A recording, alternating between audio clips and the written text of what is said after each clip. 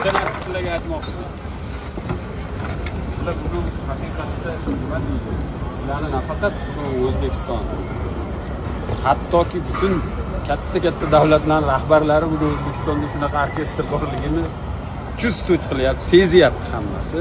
Kecha ham juda katta gaplar bo'ldi. Shu bu hammasi birinchi navbatda Kamoliddin bosh sizlarni adresingizga bo'layotgan gaplar. Men 50 ga kirdim. Sidqi dildan qilingan mehnat hech qachon yerda qolganini ko'rmadim shu yoshimda. Shunda har qanaqa hech qanaqa maqsadsiz odam o'zining ishiga yuragini shunda tiqsa, mevasi kelaveradi o'zi.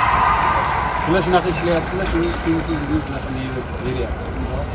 Oxirigacha bo'lsin, tabriklayman hammalarni. Ilohim, men bu orkestrda o'tirganlarning ichida o'nlab xalq artistlari o'tirsin, kelajakda.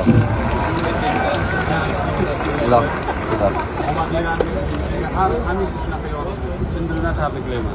Xursandman sizlar.